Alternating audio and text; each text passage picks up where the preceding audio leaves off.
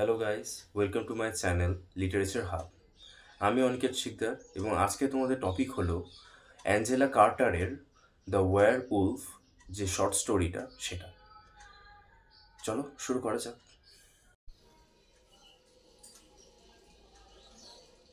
তো এবার আমাদের প্রথমে এই গল্পটার একটু ইন্ট্রোডাকশন বা ব্যাকগ্রাউন্ড যেটা বলা যায় সেটা সম্পর্কে একটু জেনে যাওয়া যায়। যে ইনি যে রাইটার, যে অ্যাঞ্জেলা কার্টার, তিনি হচ্ছেন একজন ইংলিশ নোভেলিস্ট এবং শর্ট স্টোরি রাইটার। তিনি বেশ চর্চিত এই ইংলিশ লিটারেচারের জগতে। সেটা হচ্ছে তার 1979-এ যে বুকটা তিনি লিখেছিলেন, দ্য ব্লাডি চেম্বার। এবার এই ব্লাডি চেম্বার এই বইটা অনেকগুলো শর্ট স্টোরি, একটা সংকলন বলা যেতে পারে। তো সেই বইটার জন্যই তিনি বেশ চর্চিত আর কি। আর এখানে যে দ্য ওয়ার উলফ, আমাদের যে গল্পটা আজকে আলোচ্য বিষয়, সেই গল্পটাই হচ্ছে এই বইটারই একটা অংশ বা অন্তর্গত। এই ওয়্যারউলফ সেটা হলো একটা শর্ট স্টোরি। এবার ইন্ট্রোডাকশানটা শেষ করা গেল, এবার শুরু করা যাক গল্পে।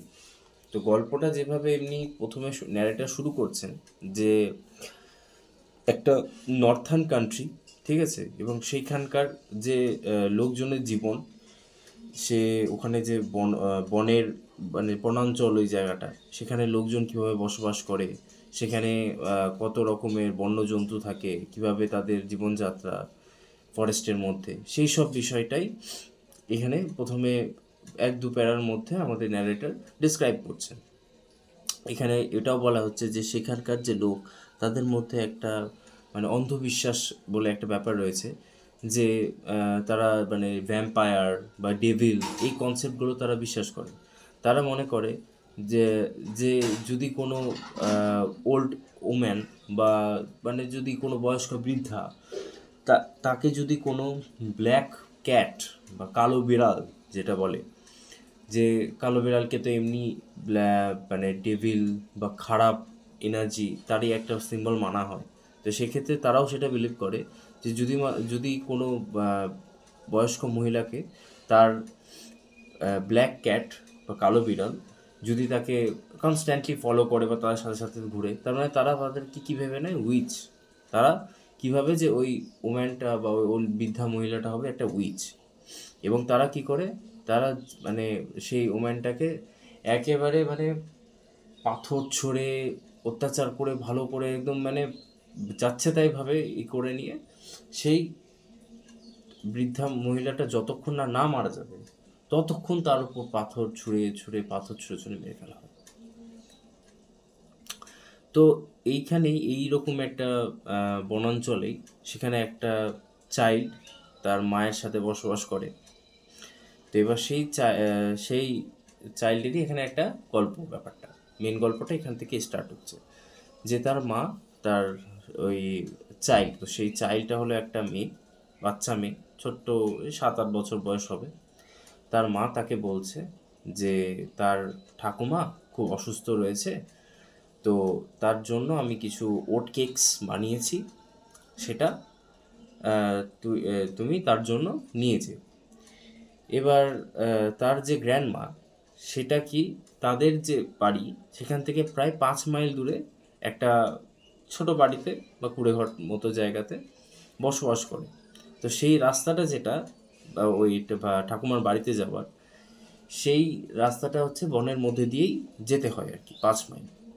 তো এবার তার মা তখন ওই বাচ্চা মেয়েটাকে একটা ছুরি তাকে দিচ্ছে এবং তাকে সতর্ক করে দিচ্ছে যে যে একদম সোজা পথ ধরে এগাবে, যে অন্যদিকে বনের মধ্যে ঘুরতে বারণ করছে, এবং বলছে যে যদি কোনো রকম কোনো বন্যজন্তু যদি আসে অ্যাটাক করতে, তো তখন ওই নাইফের ব্যবহারটা করতে। কারণ সেই বাচ্চা মেয়েটি বাবা হচ্ছে একটা হান্টার, ঠিক আছে। তো তাদের ফ্যামিলির মধ্যে এই ব্যাপারটা রয়েছেন, এবং তারা জানে, বা হান্টার ঠিক বলা উচিত হবে না, বলা যেতে পারে মাউন্টেনার, মানে যে হচ্ছে পাহাড় পর্বত এইভাবে উঠেন, চড়েন। তো এবার তাদের এই বন্য জঙ্গলের মধ্যে থাকা বসবাস, তো তাদের একটা অভ্যেস আছে যে কিভাবে এইরকম কোনো হঠাৎ করে যদি কোনো জন্তু আসে তো তাদের সাথে কিভাবে মোকাবিলা করতে হয়। তো সেই নাইফটা চালানোর প্র্যাকটিস সেই বাচ্চাটার রয়েছে। তো তাই সেইভাবেই আর কি তার মা তাকে সেই জন্যই ওই নাইফটা দিয়ে দিচ্ছে, বিশ্বাস করে যে যে কোনো সমস্যা যদি হয় তো সেইটার ব্যবহার করে যাতে বেঁচে যেতে পারে। যাই হোক, এবার বাচ্চাটি বাড়ি থেকে বেরোচ্ছে। সে তখন এবার সোজা হাঁটতে হাঁটতে হট করে তখন একটা বনের মাঝে হট করে যখন এসেছে তখন শুনতে পাচ্ছে যে একটা নেকড়ে বাঘের চিৎকার। এবার ও তখন সতর্ক হয়ে গেছে। ও তখন ওর সাথে যে নাইফটা যেটা ওর মা ওকে দিয়েছিল ও তখন ওটা হাতে নিচ্ছে।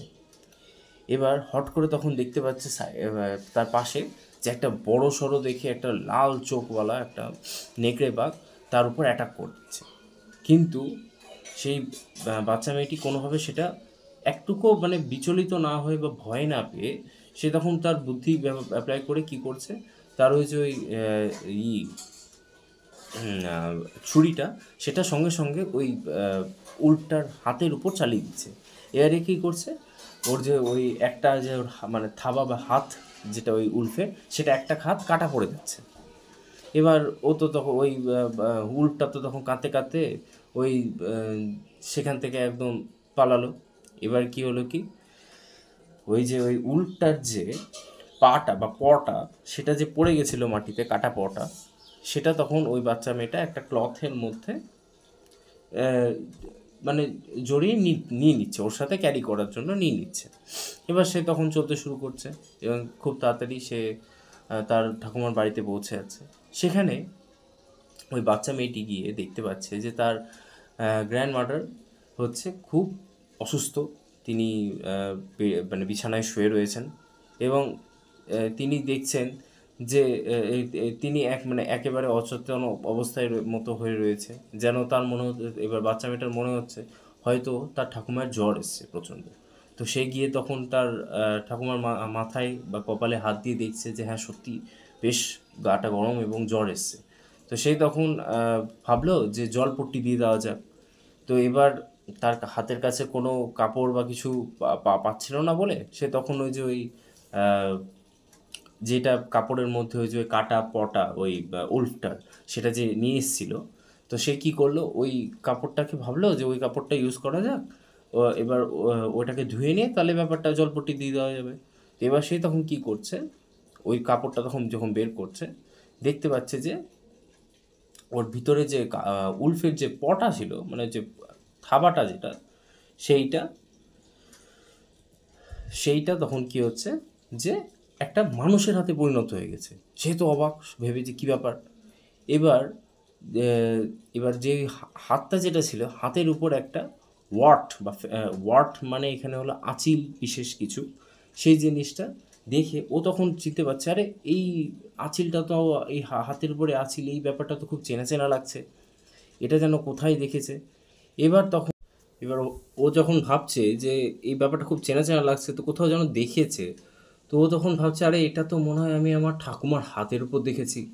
একবার ও তখন সন্দেহ হলো, ঠিক আছে। তো এবার ও তখন গিয়ে দেখি এবার ওর ঠাকুমা যে বিছানার উপর যে শুয়ে আছেন, তো তিনি একটা গায়ে চাদর টাইপ দিয়ে উনি শুয়ে রয়েছেন। তো এবার ওই বাচ্চা মেয়েটা গিয়ে তখন ওই চাদরটা সরিয়ে দেখলো যে তার যে ঠাকুমার যে হাত সেটা একেবারে সদ্য যেন কাটা হয়েছে এরকম একটা ব্যাপার।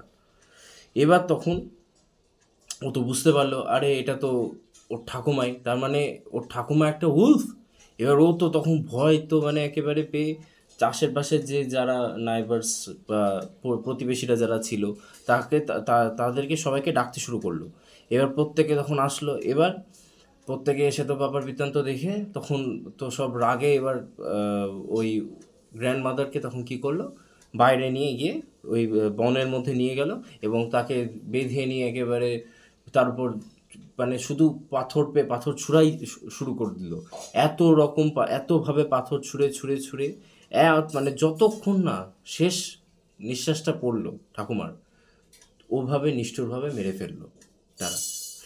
এবার কি হচ্ছে কি, শেষে আমরা দেখতে পাচ্ছি যে যে বাচ্চা মেয়েটা সেটা তখন সে তার গ্র্যান্ডমাদারের হাউসটাতে সে বসবাস করতে শুরু করছে এবং ধীরে ধীরে সে বড় হচ্ছে।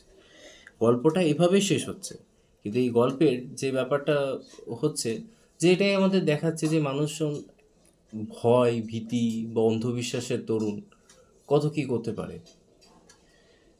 এই এই ব্যাপারটা আমাদের এই গল্পটার মধ্যে দিয়েই দেখাচ্ছে আর কি।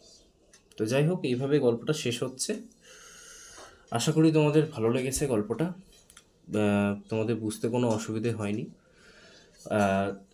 এই এরকম গল্প বা এই লিটারেচার সম্পর্কে আরও বিভিন্ন যে গল্পর ভিডিও পেতে গেলে আমার এই চ্যানেলটি অর্থাৎ লিটারেচার হাব, এই চ্যানেলটি সাবস্ক্রাইব করো, কমেন্ট করো। আমার তাহলে বুঝতে সুবিধা হবে যে আমার কিভাবে আরও ইমপ্রুভ করা যায়, যেহেতু এটা আমার প্রথম ভিডিও। আর পাশের বেল আইকনটি অবশ্যই অন করে দিও, যাতে পরবর্তী নোটিফিকেশান যাতে তোমাদের কাছে খুব তাড়াতাড়ি পৌঁছে যায়। তবে আজকের মতো চলি, দেখা হচ্ছে পরের ভিডিওতে। নমস্কার।